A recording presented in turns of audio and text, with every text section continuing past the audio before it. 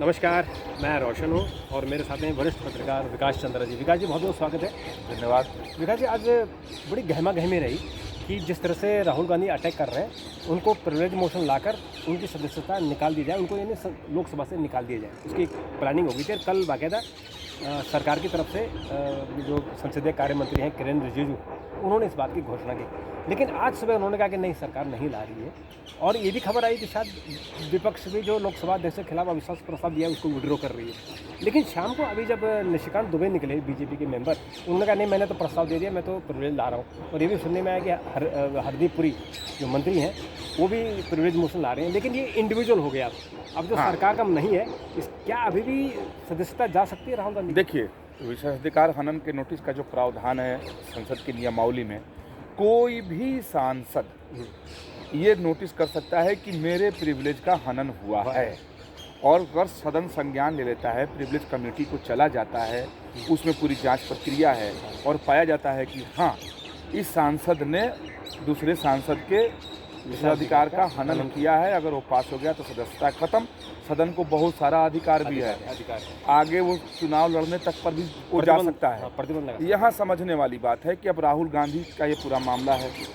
संसदीय कार्य मंत्री किरेन रिजिजू ने कहा कि राहुल गांधी ने जिस तरीके से सदन में आकर के सदन के पटल पर प्रधानमंत्री के बारे में, केंद्रीय मंत्री हरदीप सिंह पुरी के बारे में, वो लोग जो मेंबर नहीं है या कई लोगों का, उद्योगपतियों का नाम लेकर के जो बोला है, उन्होंने गलत बयानी की है, झूठ बोला है, लिहाजा उनके खिलाफ विशेषाधिकार कानून का नोटिस लाया जा सकता है और लाने की तैयारी है।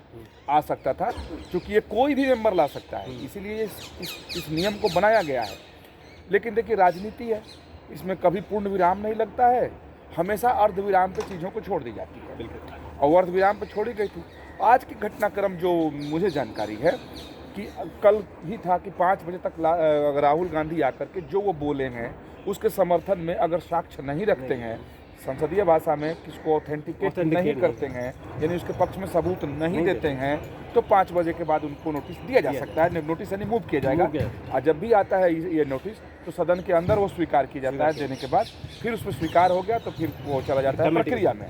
और अभी कमेटी नहीं बनी है, प्रिविलेज कमेटी, आप जान लीजिए। हाँ, वो तो बन जाएगी। हाँ, वो तो सदन में है कि वो अस्थायी समिति एक बना दी जाती है, स्पीकर के ऊपर निर्भर करता है। लेकिन राजनीति से अलग है, नियम से। राजनीति नियम से तो चलती नहीं, राजनीति दांवपेच के हिसाब से चलती है। तो इसमें कुछ दांवपेच नजर आया। सुबह सुबह प्रधानमंत्री के यहाँ संसदीय कार्य मंत्री गए और प्रधानमंत्री के यहाँ कुछ देर बैठे रहे, बैठक हुई, पीएम से उनकी वार्ता हुई। उसके बाद लौट करके वो आए और फिर इस बात की उन्होंने पत्रकारों में जिक्र किया और एक जानकारी सूत्रों के हवाले से हम लोगों के पास आई कि भाई सरकार अब उनके खिलाफ लाने नहीं जा रही है।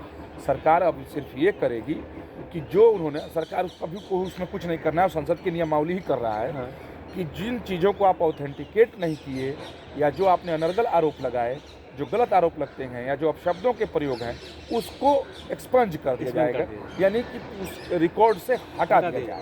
लेकिन अब निशिकांत दुबे का जहाँ तक मामला है, वो भी इंडिविजुअल कैपेसिटी में, यानी व्यक्तिगत तौर पर राहुल गांधी के खिलाफ ला रहे हैं नोटिस की बात।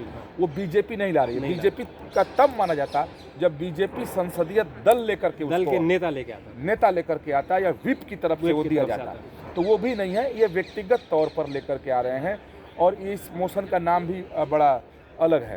तो उस अधिकार का उपयोग करते हुए निशिकांत दुबे ने नोटिस देने की कोशिश की है, नोटिस दिया है कि लाया जाए, क्योंकि राहुल गांधी ने गलत बयानी की है, झूठे साक्ष्य तथ्यों के आधार पर अपनी बात रखी है, प्रधानमंत्री को कटघरे में खड़ा किया है, केंद्रीय मंत्री को बदनाम किया है, लिहाजा इस पर कार्रवाई हो, उस रास्ता रद्द की जाए। और यहीं वो नहीं रुके, उन्होंने कहा कि रद्द तो रद्द हो, आगे भी ये चुनाव न लड़ सके, ऐसे काम किए जाएँ। तो उसी पर हंगामा हुआ, सदन की कार्रवाई स्थगित हो गई। अब रहा सवाल हरदीप सिंह पुरी को भी लपेटे में राहुल गांधी ने लिया था, तो अब उस पर जो सरकार की तरफ से पक्ष आया कि वो निशिकांत जी अपना जाने, हरदीप पुरी जी क्या करेंगे वो उनके विवेक के ऊपर निर्भर करता है। लेकिन विकास जी, आज क्या हुआ कि हरदीप पुरी ने आज प्रेस कॉन्फ्रेंस की, तो उन्होंने इस बात को एक्सेप्ट किया कि उन्होंने एपस सिंह से 3 मुलाकात उनकी हुई है, लेकिन वो इंडिविजुअल नहीं हुई है। वो जब वो किसी कमेटी में थे, जब वो यूएस एम्बेसडर थे, तब मुलाकात हुई थी। और जब वो रिटायर हो गए उसके बाद उन्होंने मुलाकात किसी कमेटी में मुलाकात, कमेटी के जरिए समझने वाली बात, उन्होंने एक्सेप्ट किया कि हम मिले हैं, कमेटी के साथ मिले हैं, इंडिविजुअल नहीं मिले हैं। एपस्टीन कौन था? बहुत बड़ा पावर ब्रोकर था। अब उसकी जब फाइलें खुल रही, देखिए दुनिया में कितने लोग भागे पर आ रहे हैं, कितने इस्तीफे हो रहे हैं। अमेरिका में हंगामा और इंटरनेशनल पॉलिसी में एक लॉबिंग होती है, हर देश लॉबिंग करता है। उस लॉबिंग के तहत लोग मिलते थे। हरदीप पुरी जो मिले हैं ऑन रिकॉर्ड है, अब ऑफ रिकॉर्ड में मिले हों ना बता रहे हो तो अलग की बात है, वो जांच में पाया जाएगा। लेकिन सवाल ये है कि बाबूराम गडरिया, दयाराम गडरिया चंबल का बड़ा भीषण डाकू था, है बड़ा भारी इनामी बदमाश था।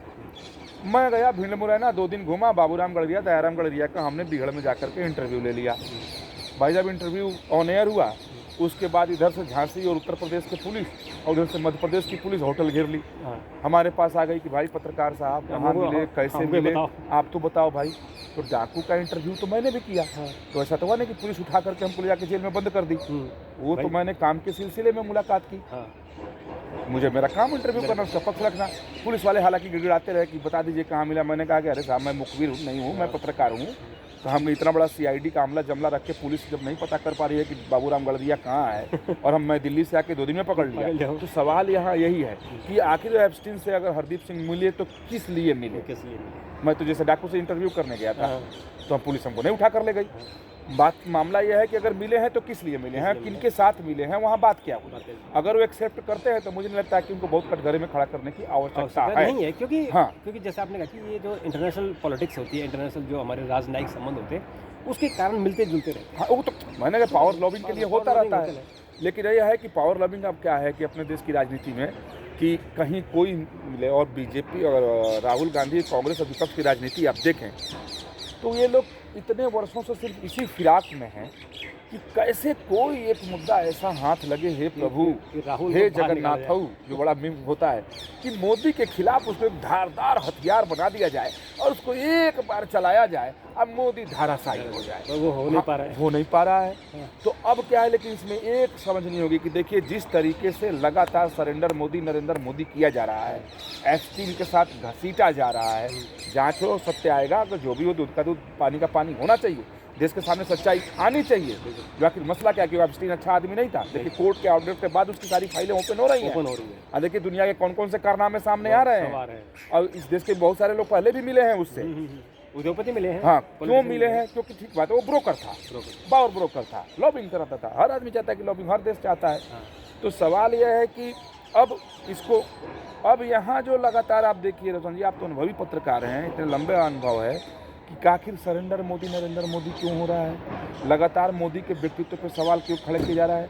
लगातार नारेबाजी में और बयानबाजी में और भाषणबाजी में ये क्यों साबित करने की कोशिश की जा रही है कि मोदी कमज़ोर हो गया, सरेंडर कर गया? इसलिए कि मोदी का जो व्यक्तित्व है, 56 इंच वाला जो एक इमेज बना, तो ये मुझे लगता है इन लोगों की नुकसान करो नहीं, रणनीति है कि पब्लिक में जो 56 इंच का इमेज है उसको खत्म करके एक डरपोक का इमेज ले आओ, डरपोक का इमेज ले आओ। अगर ये हम इमेज बना दिए तो हो सकता है कि आगे कभी चुनावी मैदान में हम पटखनी दे करके पछाड़ करके कलेजे पछड़ जाए। मुझे इसके पीछे यही रणनीति मालूम देती है कि उसके इमेज को डेंट करो। इमेज मतलब उसका जो एक व्यक्तित्व है, जो एक औरा देश में बना हुआ है प्राइम मिनिस्टर मोदी का, उसको धूमिल करो, उसको कमज़ोर साबित करो उसको। इसलिए बार बार जो तुकबंदी में नरेंद्र सरेंडर किया जा रहा है, मुझे तो उसके पीछे यही लगता है। इमेज खराब। अरे भाई साहब, अगर मान लीजिए इतना ही कुछ है, आप लीडर ऑफ अपोजिशन है, पूरे देश का भरोसा आपके ऊपर है, मेरा अपना भरोसा है कि भाई नेता प्रतिपक्ष को मजबूत होना चाहिए। मैं आज भी कहूं, नेता प्रतिपक्ष अगर कमजोर हो गया तो जनतंत्र ठीक से नहीं चलेगा, वो भी भारत जैसा जनतंत्र। आप बोल रहे हैं, मैं तो ये मानूंगा ये राहुल जी बोल रहे हैं, नेता प्रतिपक्ष सही बोलेंगे, सदन में कोई झूठ नहीं बोलता। तो साहब जो आप आधार पर बोल रहे हैं तो उसका साक्ष्य प्रूफ क्यों नहीं लेके आ रहे हैं कि पूरे देश के सामने आ जाए कि कौन सरेंडर किया, किसकी मिली भगत है, कौन कहाँ हाथ मिला रहा है, कौन बंद कमरे में मीटिंग कर रहा है और कौन जाकर के पार्लियामेंट के बाहर भैया चौक पर चाय पी रहा है। बिल्कुल। अच्छा, एक चीज़ और आई है कि जो राहुल गांधी के खिलाफ सरकार ने इसलिए विड्रॉ कर लिया कि उसके पास बहुत सारे डॉक्यूमेंट हैं, तो जब कमेटी की मीटिंग होगी तो वो डॉक्यूमेंट पेश करेंगे और वो डॉक्यूमेंट फिर बाहर आ जाएंगे जो अभी तक बाहर नहीं आए हैं। तो ऐसा भी कोई आशंका हो सकता है, हालांकि तो गोपनीय बैठक होती है, उसमें जांच होता है, सार्वजनिक नहीं किया जाता है, नहीं किया जाता, लेकिन वो कागज रखेंगे। लेकिन ये है कि कागज देखेंगे तो हो सकता है कि बातें वहाँ से लीक कर जाए, कुछ बातें सामने खुद ही बोलेंगे। राहुल गांधी तो खुद बोलते हैं। कल ही वो राहुल गांधी तो नहीं, जो बातें नहीं बोलनी चाहिए वो भी बोल देते हैं। नहीं, मुझे लगता है कि ये वजह नहीं है, इसके पीछे सिर्फ राजनीतिक वजह है, क्योंकि जिस तरीके से एक माहौल खड़े किए हुए हैं, एक जाएगा कि देखो भाई ये लोग संख्या बल में ज्यादा हैं तो नेता प्रतिपक्ष आवाज़ को दबा रहे हैं। ऐसे ही पहले से हंगामा हो रहा है, मतलब स्पीकर को बदनाम कर दिया गया या बदनामी करने की कोशिश की जा रही है कि बोलने नहीं दिया जा रहा है, हक मारा जा रहा है। तो वो मुझे लगता है कि इसके पीछे कुछ राजनीतिक कैलकुलेशन जरूर बीजेपी का रहा होगा, प्रधानमंत्री मोदी की रही होगी, जिसके बाद ये फैसला हुआ है कि ये कदम नहीं उठाया जाएगा। बिल्कुल। तो विकास जी, मुझे लगता है कल जब सुबह में आएंगे और यहाँ, क्योंकि कल बजट सत्र के पहले चरण का आखिरी दिन है, तो क्या इस पर जो अपने निशिकांत दुबे उनके प्रस्ताव को ये हाउस में रखते कि नहीं है, उस पर चर्चा करेंगे? बिल्कुल, है ना। तो आपका बहुत बहुत धन्यवाद। धन्यवाद। आपका भी धन्यवाद।